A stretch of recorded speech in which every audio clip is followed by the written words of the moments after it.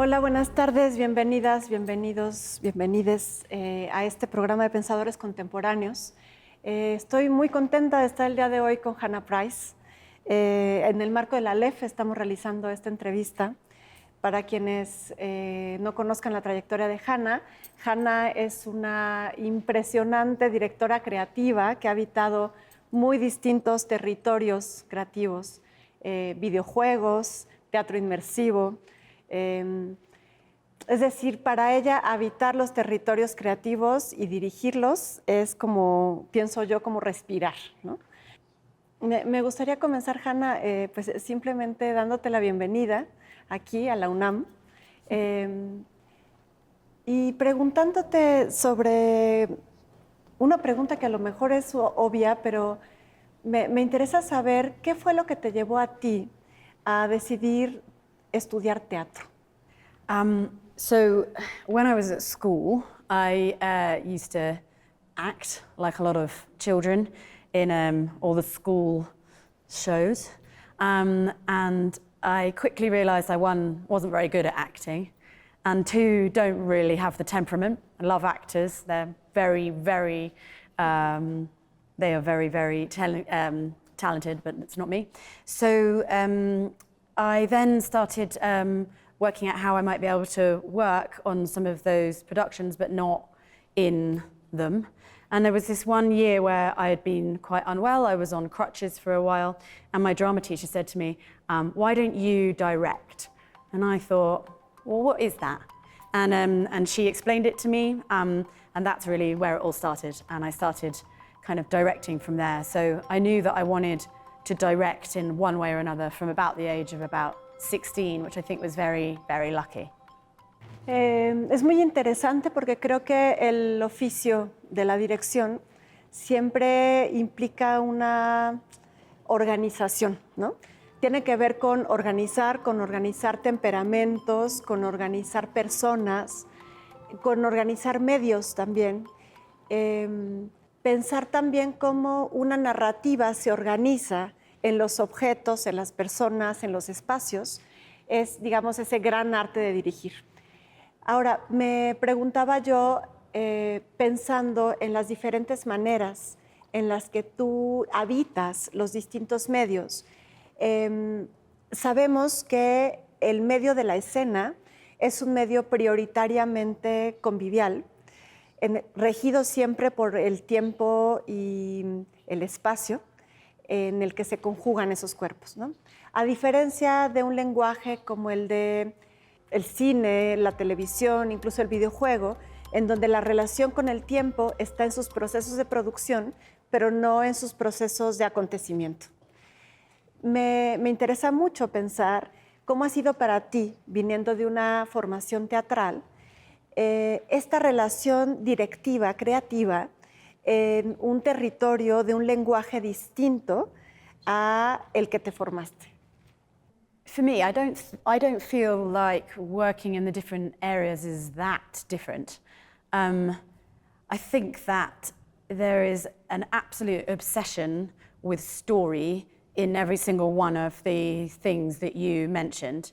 When I work in games, I'm lucky enough that the games, I work with the actors to create their performance, and sometimes I work with the narrative teams to look at the kind of dramaturgy of bits of the game.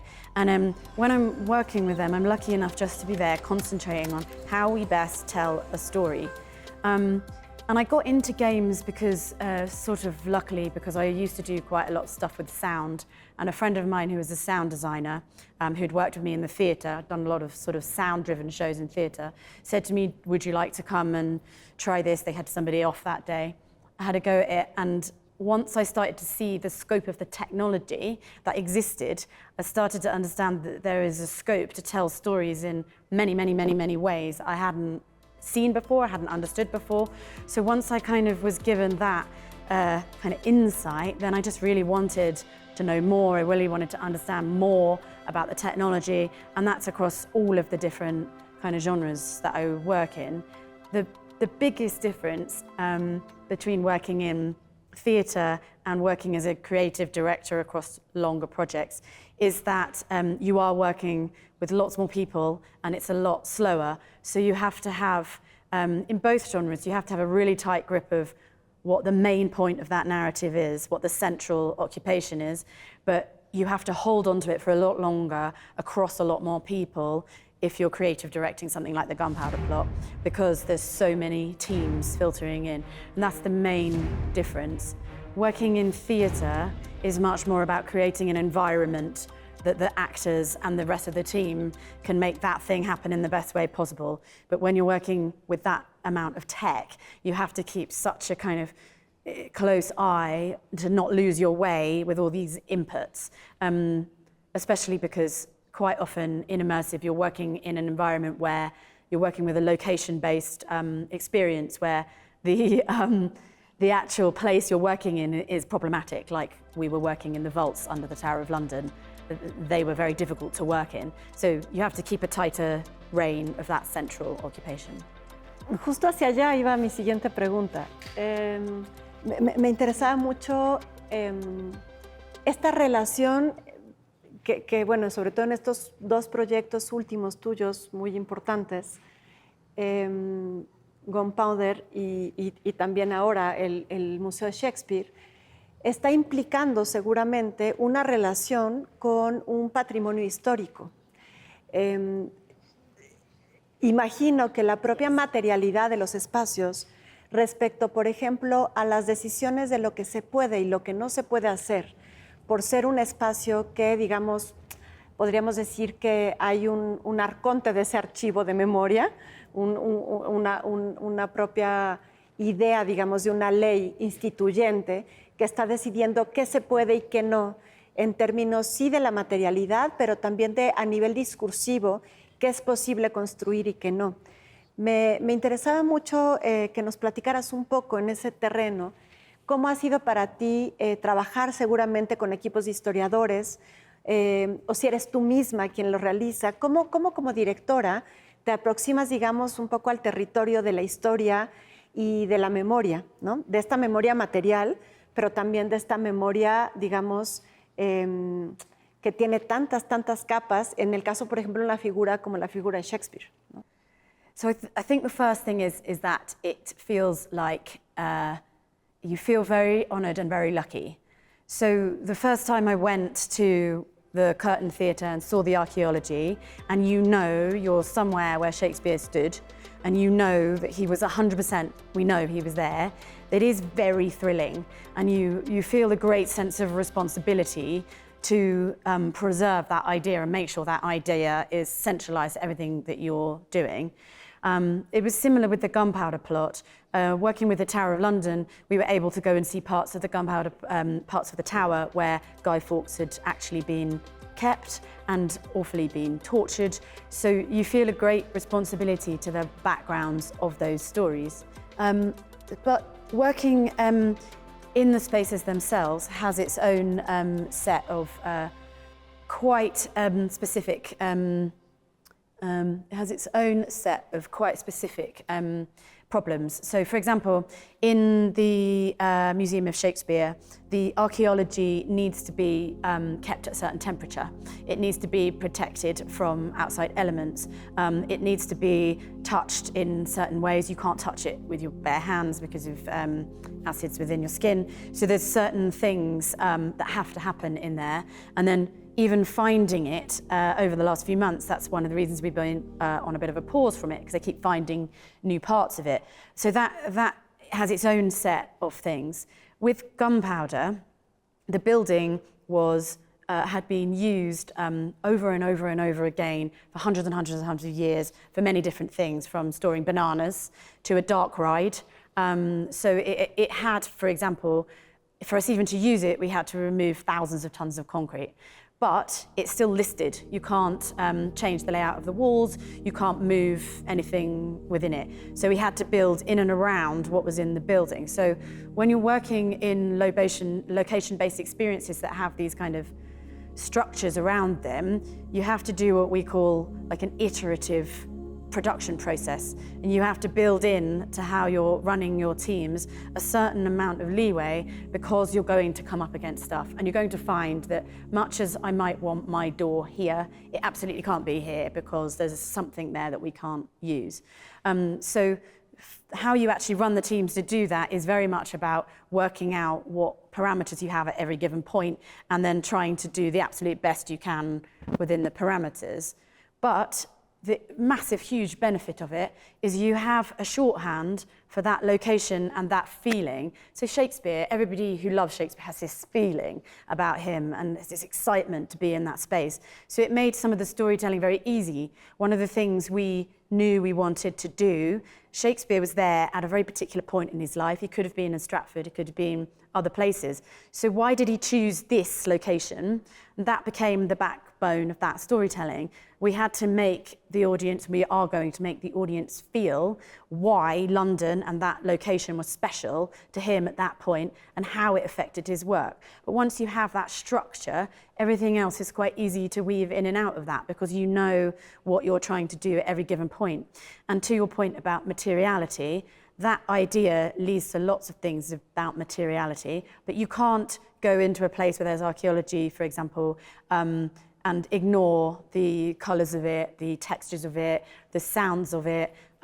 You have to extrapolate off that what would work with it. So that obviously then plays into the storytelling. So it's a two-way process where you've got hand in hand with the archaeology and with what you're making. With Gunpowder, we had a lot of input from the Tower, obviously. It's a very sensitive conversation still in the UK about Catholics and Protestants.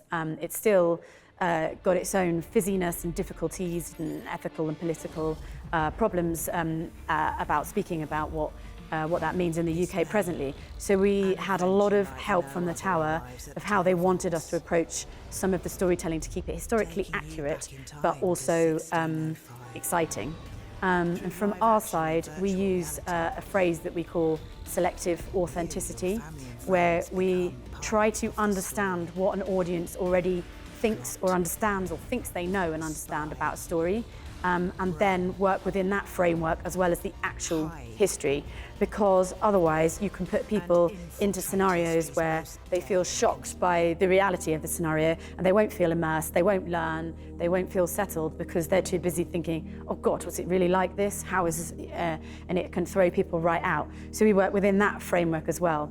And we had lovely curators on both projects who were holding our hands through all of that process so that we could make really good decisions about what we could tell an audience, where we could lead them, but also how we could keep it exciting and fresh. And like in Gunpowder's, at Gunpowder's an attraction. So it needed to have that storytelling that you would expect from that type of work.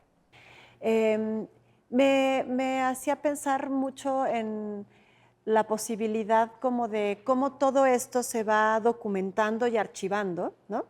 Si en el caso de estos dos proyectos grandes que has hecho ha habido, digamos, un cuidado, no tanto en el sentido de esto de lo que ya estamos un poco tan acostumbrados, como de simplemente hacer un detrás de cámaras, sino me refiero un poco también respecto a las propias personas que están en los equipos creativos, esa memoria más personal, estas bitácoras, esta relación creación-investigación un poco, que se teje de manera directa.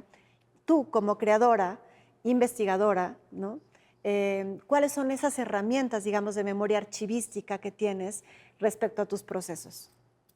I was, funnily enough, talking about this yesterday. We use a deck, and it's what a lot of people use, and they look like a PowerPoint. And the one for the Museum of Shakespeare when we are on pause for the moment, was something like 900 pages long. And it also branched out to a lot of the work that supported it in it. It's not an archive, it's not designed to archive our process, but it's designed to allow anybody coming in, if they need whatever information that they might need, that it's all there. With Gunpowder, it was slightly different. We used a deck, but we also had a very specific script. So we had a script writer, and that our sort of final Bible of what happens in the space. In terms of us recording what we do day to day, not so much. I think because when you're in something like this, it's so quick moving, and there's, like I said, it's iterative and things come at you from left, right and center. So I think it's difficult to then see from an outsider point of view what might be or might not be interesting. I do, though, have a process that I pretty much always use, and it is, I spoke about it a bit in the presentation, it is to start with a central ideology, an idea or a kind of preoccupation. And I said in the presentation as well that the one for Gunpowder was, is violence for a cause ever justified? Can you ever justify violence for a cause?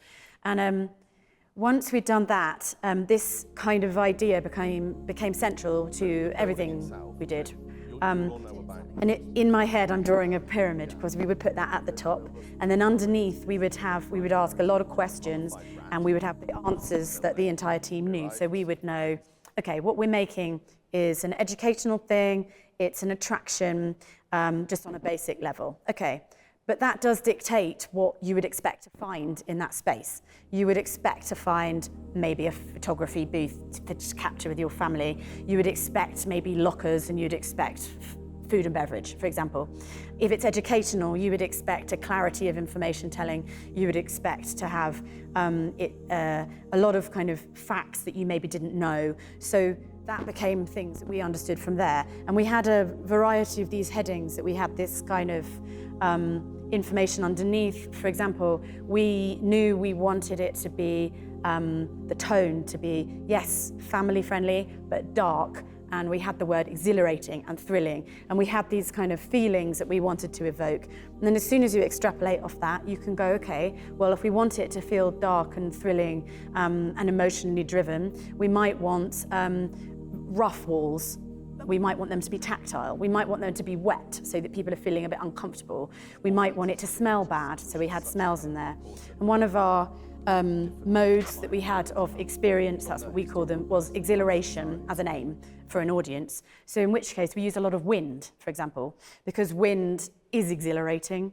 And so we use that in quite a few places so you walk into a room, you're suddenly blasted with air, and that gives you a sense of exhilaration that you might not get if you were aiming for a different type of immersion or a different mode of audience interaction. So we always have this central thing, and then we break it down into lots of areas, and we have them listed and really specifically placed so we know what they are, and then all the teams should then understand how all those things work and come together. And that should then help that process become sort of streamlined and repeatable. If you see what I mean. Even if you get something really left field coming in, you still know what your overall aims are every given point and how they all interconnect.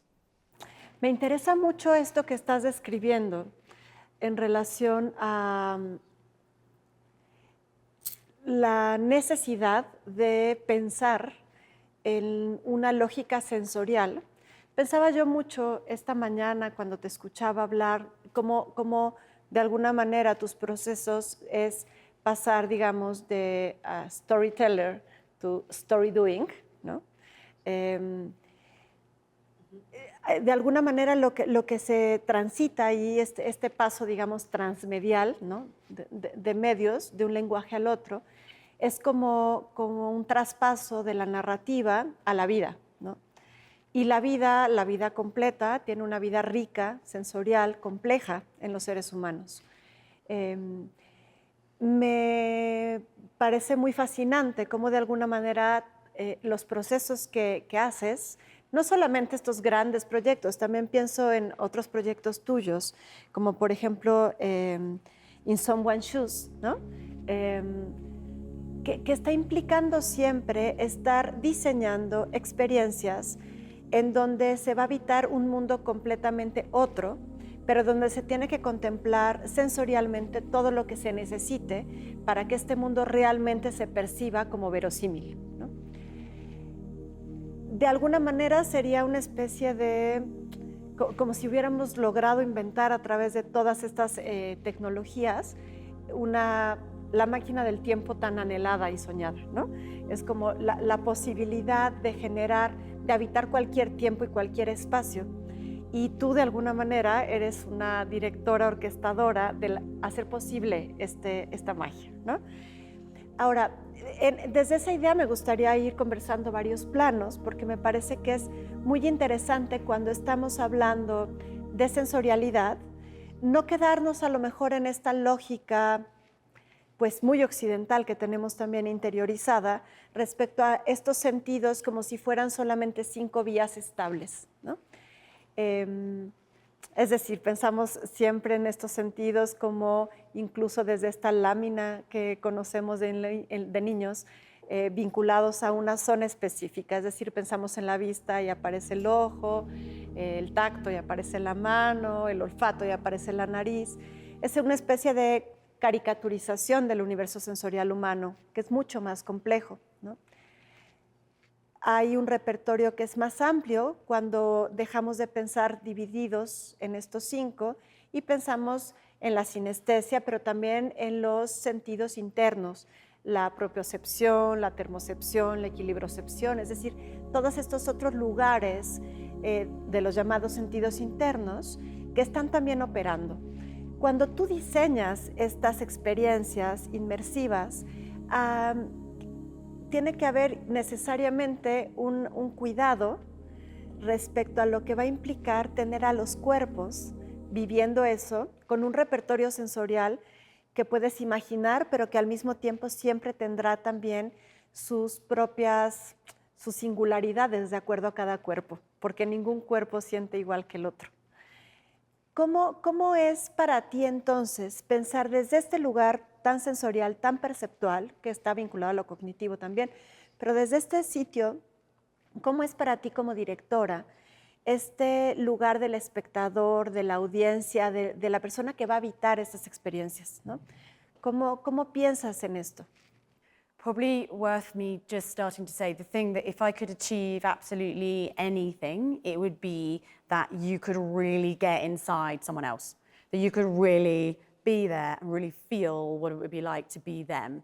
And I talked a tiny bit in there about how our senses work. And in Immersive, there's a lot of talk about this, about how we don't really experience the world, we build it for ourselves. And we talk about the uniqueness of everybody's perception because our own emotional and sensorial memories come together with what we're experiencing in the world to create our own unique perspective. And there's a lot of talk as well that we've been having recently, particularly me and my business partner who I work with, about the fact that we sort of have to accept and embrace that there are kind of 2 stories happening when we're making a story. And it's the one that we are making and it's the one the audience are perceiving. And those 2 things aren't always the same as much as you might want them to be because of the nature of how bodily this type of storytelling is. And where you see them really intersect, and I know that applies across other art forms, but where you see those things really intersect is where you understand that you've got your things right and in a cultural context that works for these people that are in. So we do obviously a lot of audience modeling and segmentation to try and understand the cultural context of who's coming in and what they might need and want. And I think that plays an enormous part in how we're trying to create emotional sensations in the body. And I think you're right when you say there's loads of things coming at every given point for someone in a room. You never really know where they're coming from. But what we have to do is try to work with the senses that we know. So we have to go, we understand that if we put a soundtrack here and it's soaring, that most of our audience have been very well versed in movies, for example, and they will understand that as a set of trigger points for something to happen or an emotion or whatever it is. Most people in experiences that come to my experiences in the UK probably associate things like cinnamon or smells like that with warmth and home. And so you can kind of build these things that you're wanting them to feel with shortcuts. But I think you're right that there is never actually a way to fundamentally know what you're creating in that person.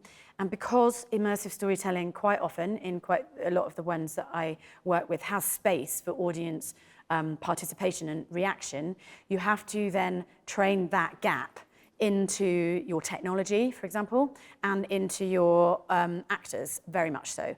So in the Gunpowder Plot, I'll talk about in someone else's shoes in a minute, but in some of the stuff we did in 1984, for example, we had ways that the technology was set up to allow audience behaviour to change, and so things could be bent slightly to allow them to have agency within that space, because we don't know what they're going to do. Even you can be as direct with your storytelling and everything that you want to be saying, and you still get behaviours that come from the audience that are completely mind-blowing and completely unusual. And some of them are incredibly moving, and some of them are just hilarious. Me resulta fascinante escucharte tocar de alguna manera el tema de cómo finalmente, claro, cualquier proceso artístico de alguna manera lo que está buscando es esta especie de desorientación respecto al yo también, ¿no? Como la posibilidad o de afirmación de algo que habita en uno, o este lugar otro, ¿no? Esta posibilidad de ser seducido, un poco raptado por algo que te permite habitar una alteridad, un otro lugar para pensar el mundo, o un otro lugar para sentir, un otro lugar también para construir ideológica, política o estéticamente la manera en la que habitas, ¿no? En el fondo un poco esa es creo que el lugar que el arte siempre ha tenido, ¿no? Pero una de las potencias del arte, además de esta, que tiene que ver con mirar de otra forma la vida, es la de la posibilidad de encontrarnos con otros, ¿no? Es decir, cuando pensamos las artes escénicas, sobre todo, las experiencias, digamos, de vivir un acontecimiento, una de las cosas más vitales es justamente la posibilidad del encuentro con el otro, que junto conmigo está viviendo esto, ¿no? A mí me ha gustado en ese sentido pensar en términos de comunidades sensoriales, ¿no? Es decir, un poco, esto lo tomo de George Simmel, es la posibilidad, digamos, de por un momentito compartir una experiencia distinta que te permite también con otros mirar de otra forma y sentir de otra forma. ¿Hacia dónde va, digamos, esta idea también de pensarnos, por ejemplo, en una experiencia inmersiva, en el fondo no compartiendo, sino cada uno en su propia experiencia sensorial? So I think the feeling of individual experience versus group experience is very much dependent on what experience you're in. So Gunpowder has 16 people in one space, and they behave in a very particular way because it's a small group. So you always find a leader, you always find, if there's a child, they're always given particular preference. There's kind of group dynamics that exist within that small group, and we very much made sure that we'd done some research around small group dynamics when we were building it to try to understand that. You still can't predict it, but there is a very different group dynamic in that.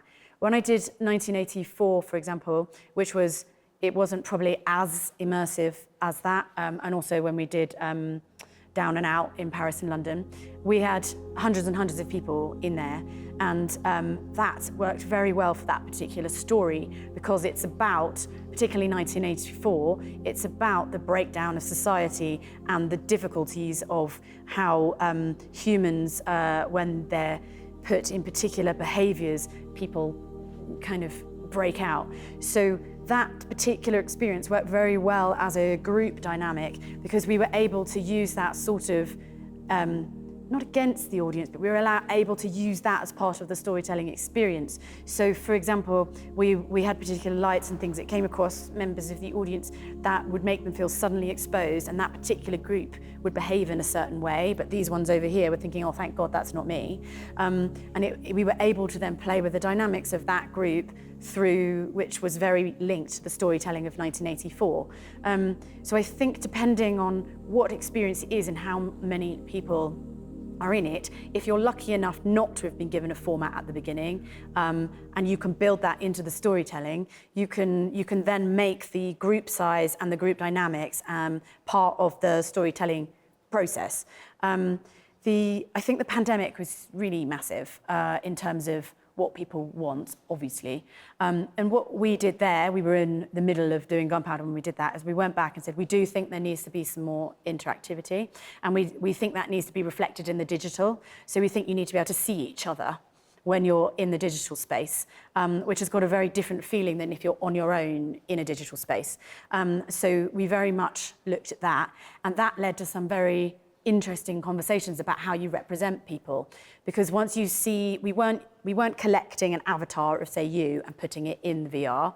So we had to come up with a way that those people could be present, but we didn't need to create digital avatars for them as a preset idea, because you get into all kinds of ethical problems. There's a term called digital blackface, where you just don't want to be making, using very ethically unsound decisions to create people in VR land. So from that bit of storytelling about how do we make people feel like a group within the digital, we came up with this whole idea of them all wearing cloaks and masks, and that became a huge part of how the group dynamic was created. And it is an attraction. So people find that funny as well. They find it exciting to put a cloak on, but they do behave differently cloaked than not. And if you went to see something like Punch Drunk, for example, I'm sure everyone knows the kind of things they do, and they have huge audience members, but they put them all in these weird bird masks, and people physically change within that because they become a conglomerate group of audience and not individuals, and they hide behind this kind of disguise and they behave differently. Whereas when you have an experience where you then spotlight particular audience members or are asking them to do something in particular, then people again change their behavior. And I think this push to personalization is both good and bad. And I think we're going to still find that we want mass group experiences. And I think we're going to find levels of personalization within that. Like maybe I showed the Taylor Swift thing with the wristbands, so that you feel like your group, but there's individual things happening to you, so you're yourself within a mass audience. And so I think all these things are at interplay when you're making immersive experiences or any experience. And I think actually theatre understands that in a way almost better than immersive, and we're still, because a lot of people who make immersive are from theatre backgrounds, so we're still kind of negotiating that. Theatre very much understands how to get an audience to behave in a certain way and make them feel that they're all part of the same storytelling environment and space and behaviours, and it's very cleverly codified at this point. And I think that what we have to do when we're making immersive is almost teach our audience what type of immersion they're going to experience, how we want them to behave, and how they can play within that.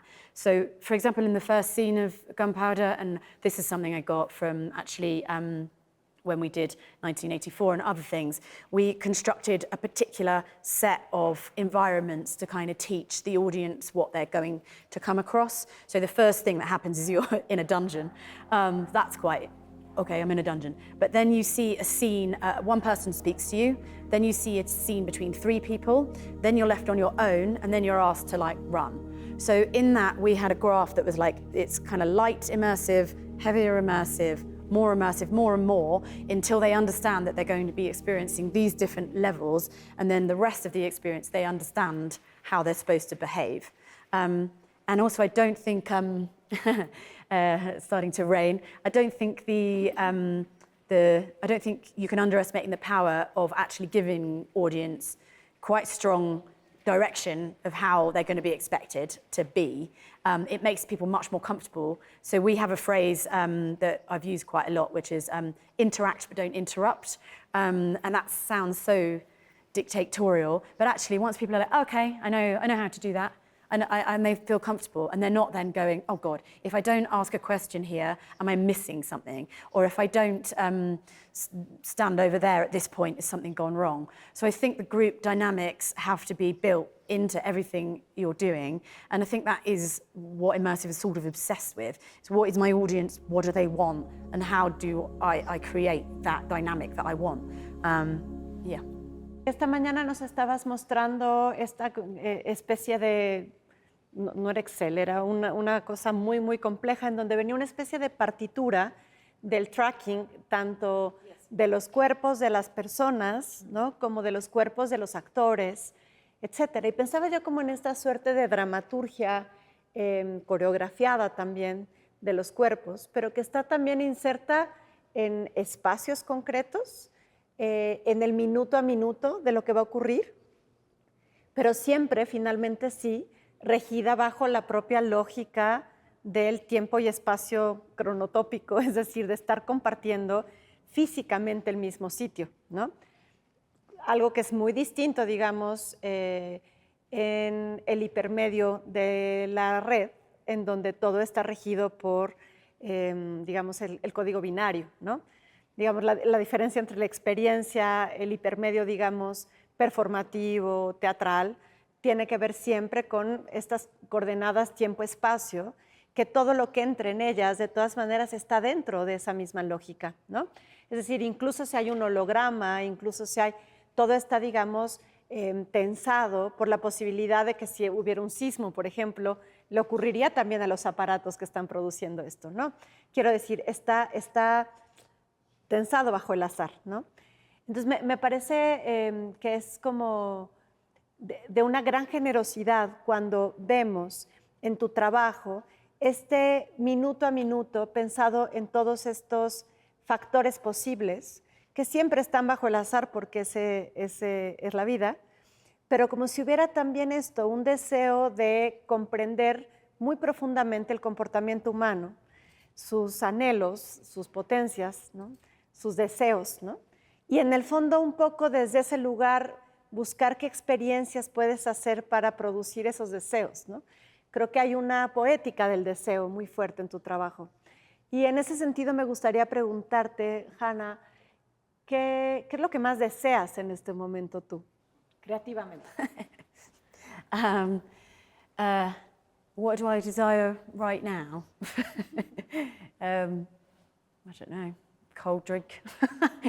In terms of my life and my career and me as an artist, it's the same, I think, as it's always been. I want to continue to be given the opportunity to work at the cutting edge of any type of storytelling that's available and not feel like I'm not allowed to use anything that is at my disposal. And I think that if I am able to continue to work how I've been working with the amazing people I've been working with, I'll be really, really happy. I think it's worth saying, because you were just there talking about schools, that is a really big part of how we work. That particular thing was done by a stage manager who's a very expert. She's called Ruth Parry, and she's an expert in audience movement, and she will, when she comes to work with me, it's like seeing somebody go, okay, she will literally make scores of where they're going to be. And on the Museum of Shakespeare, we were working with another lovely woman called Phaedra Corrigan, and we were trying to map how we wanted different things to be across the museum at different points so that we could then pin down materiality. But her and other people I've worked with literally draw. Here it's going to be more tactile, then less. Here we're going to be stiller, then we're going to be, and we break it down into those different kind of component parts, but they are scored and they sit on top of each other and then they intersect, so that we would know that, or even from audiences might need to be given a little rest here, we might draw that out where that would work. But from everything from where we're using different types of lights, where we're using different types, it gets all of these different layers of thought around how people will function in that space gets drawn out, literally like a score with lines and colours and shading, so that we can sort of physically map what we're going to be trying to achieving in that space. So yeah, that aside, what do I want right now? I just want to be given more opportunities to work with more brilliant people and make more really extraordinary stories that hopefully give people that opportunity to really step inside another time, another space, and another human. Gracias, Hannah. Pensaba yo ahora escuchándote desde ese lugar también de lo interesante que es el trabajo siempre en equipo. La lógica, digamos, de una dirección y de un equipo creativo es, en el fondo, siempre también estar esperando ese momento en el que otras personas lleguen a vivirlo, ¿no? La figura, digamos, del espectador, que yo digo que se ha quedado corta, porque podríamos pensarlo como la audiencia, los públicos. Hay muchas palabras distintas que interpelan cosas distintas también, ¿no? En el caso de tu trabajo, yo pensaba mucho en la palabra habitante, ¿no? Y quisiera preguntarte, ¿quiénes son los primeros habitantes de estos mundos? O sea, ¿tienen una especie de focus group o algún tipo, o a ti quiénes te interesa que sean de alguna manera los primeros espectadores, habitantes, audiencias, etcétera, de estos espacios? It's great that you're using the word inhabitant there, because we often have quite a lot of problems working out what we should call audiences because of this, what you've just rightly identified of that. There's different expectations of behaviour. So in some experience they get called observers, some of them they get called audience members, sometimes they're participants. There's a lot of different kind of language around that, and they all signify very, very different things. But what actually happens in the process normally is you create what you're creating, and then you have a moment of audience testing. And these are normally people that straight away, it's a soft audience. It's people that you invite that you know, and then you put them through the experience, and then you go, oh, okay, they're not understanding that isn't working, right, okay, that's too dark, whatever it is, and then you adjust everything according to it. What is excellent about Bombas and Parr, who are doing the Museum of Shakespeare, and Layered Reality, who I made the Gunpowder Plot for, is they build in change after a certain period of being open, because audiences behave, even if you bring in the best amount of people to test from lots of different spaces, there's then a very different expectations as soon as you're handing over money. So as soon as you're paying, things change again. And so people have a whole different ideology around what they should be being given, what they've paid for, which is absolutely, completely legitimate. Let's be honest, what we're doing here is, when we're getting someone to give us their money, we need to make sure that they get what their hard-earned money is paying for. So they build in a particular period of time that afterwards we can go back and change some stuff backwards. So in Gunpowder, that meant, for example, we rejigged one entire scene because we didn't feel like it was giving people what they thought was right for them in that moment. So after quite a lot of audience testing and then being open for a while, we changed it then. And that was quite a long time afterwards. So that is a risk for an organisation. So and it's also quite brave, and it has to. So having that is a luxury. But working with teams is one of the best things about it, and it's, I think, the reason why I really enjoy these large, longer-term creative projects, because you get to experience a lot of people's amazing brains and inputs from a lot of different angles, and that means I'm learning and changing and experiencing and getting to pull things from here and there. And it's absolutely 100% true that the more people who think about something, the better it gets, the more something unexpected will come out, the more something will change. So I really love that aspect of it, particularly because the types of groups we're working with go from incredibly technical, with very specific knowledge about one specific thing, to curators, to stage management, to our amazing actors who then come in and kind of have to inhabit these characters if it's a character-driven show. Museum of Shakespeare doesn't have actors in that way. Or it might not, we're not quite sure yet, but once you have an actor involved, that completely changes everything up again because they're there at the front edge of it. So working with teams is one of the absolute joys of the entire process. So if anyone is out there thinking of getting into this, yeah, please do hit me up. Like, I love the more people with the more input, the absolute better. Bueno, nos estamos acercando ya, de hecho ya quedan unos minutos de esta charla y pues no podría no hacerte una pregunta respecto a las inteligencias artificiales en este marco de la Aleph. La obsesión un poco en este momento sobre el tema creo que ha sido suficientemente cubierta. Entonces a mí me gustaría hacerte una pregunta muy concreta, que tiene que ver con una preocupación que a lo mejor es una preocupación más personal mía, pero que creo que de alguna manera es algo que quizá tendríamos como desde el lugar también de la producción artística y creativa pensar. Digamos que si las inteligencias artificiales que están siendo una herramienta, que es una herramienta fantástica, como el día de hoy nos lo mostrabas también en tu conferencia, y como hemos estado viendo en estos días, ¿no? Con la potencia enorme que da, ¿no? Para mí, hablabas hoy de que es una revolución cultural, coincido completamente, es como un gran invento, como cuando sucedió la imprenta y entonces, o el internet, y entonces nos damos cuenta de que son herramientas que van a generar un cambio sustancial y van a permear en todos los sentidos, en el sentido ecológico, en la educación, en la sociedad completa.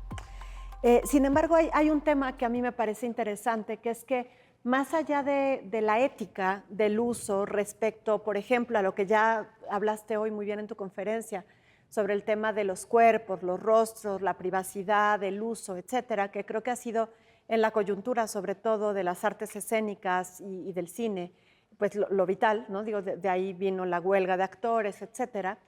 Pero de esa ética creo que hemos hablado mucho, pero hay otra que a mí me preocupa, que es esa cuando sabemos que estas inteligencias artificiales, muchas de estas que usamos, están siendo, digamos, de alguna forma parte de un sistema depredador, estando en este momento en un colapso, ¿no? Hay quien habla ya en términos de colapso o de descenso energético, ¿no? Kate Crawford, en su libro sobre Atlas de Inteligencias Artificiales, habla denunciando un poco todos estos planos, en donde se habla incluso como de un sostenimiento casi cercano a la esclavitud de la cantidad de humanos que están teniendo que trabajar en condiciones absolutamente, pues ya no sé ni qué palabra usar, pero no son condiciones de vida, ¿no? Una precariedad, digamos, brutal, para sostener esas herramientas que nos están permitiendo hacer todo esto. Entonces, a mí me gustaría preguntarte un poco cómo, no porque tú tengas la respuesta, sino porque creo que tenemos que preguntárnosla, cómo, de alguna forma, ¿qué sientes tú frente a esto que te estoy planteando? ¿Cómo en tiempos de declive energético, de colapso, hacer compatible el uso de estas tecnologías en nuestros proyectos artísticos o creativos con una congruencia de lo que esta crisis concreta también nos exige? I think it's really, really difficult. And as you just said there, I don't have the answer. I know that when we're working in the UK, there's a lot of push to be more sustainable and to make sure that we're thinking about how we're working. I think in terms of AI and the processing power that a lot of these machines are using, I don't think we are fully aware of how much it takes. It was quite difficult online to find out anything super concrete. I sent some emails last week or the week before to some companies that are starting to look into, for example, I talked about 3D generated worlds. I tried to find out what the literally what the voltage, what would be used in some of these, and it was very, very difficult to get anything concrete. So I think we're sort of sitting on a slightly hidden kind of problem that as we are starting to use these tools more and more, we're going to need to have more and more transparency about what level of literal power, what we're burning, what we're using up in order to be able to power them.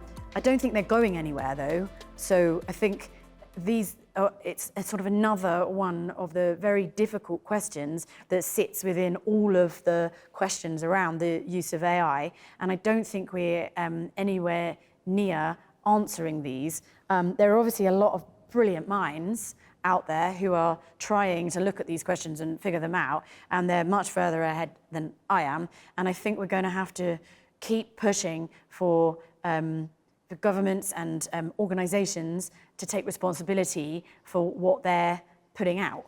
And I think that's going to be really hard. It's not traditionally been very easy to make big conglomerates who are making a lot of money legislate their own outputs. So, but I think it's a really massive question that all of these technologies are coming at a time where we're looking at ecological collapse. How are we going to use them? On the other side of that, you need to balance up the fact that huge amounts of data processing around ecological collapse can now be processed. There's modelling that couldn't happen. There's healthcare benefits. There's all kinds of benefits, but I think these two things are not even on the same scale yet. We've not even placed them in the same area to really ask the right questions, or at least I haven't found that when I've been trying to look at it, although I'm sure there will be people who would be able to give some really profound answers and specifics around what the actual cost is. Muchas gracias, Hannah. Estamos ya sobre el tiempo, pero creo que, bueno, yo no quería dejar de tocar un poco este lugar también en el que inevitablemente el arte, la cultura, nuestras industrias, pues que están vivas, permeadas de este mundo. Quizá esa es una de las grandes preguntas que tenemos en este momento, ¿no? Empezar a pensar exactamente cuál es esta lógica arte-vida, desde un lugar también absoluta y totalmente anclado a un estatuto de realidad respecto a los procesos de cada una de las cosas que están detrás, ¿no? Interrogar un poco nuestros lugares también depredadores, más allá de las narrativas y los discursos. Y creo que es muy interesante cuando estamos pensando en la posibilidad didáctica, en la posibilidad, digamos, creativa, como lo hacen tus experiencias, que además tienen un potencial educativo, ¿no? ¿Qué pasa también respecto a estos procesos y cómo se pueden, digamos, volver también a lo mejor más visibles para también visibilizar lo que implica en términos de producción, la producción del arte mismo, ¿no? Entonces, bueno, yo nada más quisiera agradecerte. No sé si hay alguna cosa que quisieras tú decir como de cierre, como de despedida de esta entrevista. Only that it's been so lovely to be here at the festival, to talk to you, to meet everyone, so thank you. But it's been really a good opportunity for me to really delve in. I've done a lot of research about AI to make sure that I was understanding it, and it's been fascinating and brilliant to really expand my own kind of thinking around it and to really think about how these crossovers are just happening all over the place. So I just really wanted to say thank you very much for the opportunity. I've absolutely loved being here in Mexico City at this university, so thank you for having me. Muchas gracias, Hannah. Ha sido un verdadero honor y placer poder conversar contigo durante esta hora. Y bueno, a quienes están escuchando el programa, pues nada más despedir esta transmisión agradeciendo a todo el equipo técnico, a todas las personas que han estado aquí soportando con estos aparatos técnicos, con sus presencias vitales, con la traducción y el apoyo también que estamos teniendo en este momento, pues esto que es este programa de Pensadores Contemporáneos. Muchas gracias.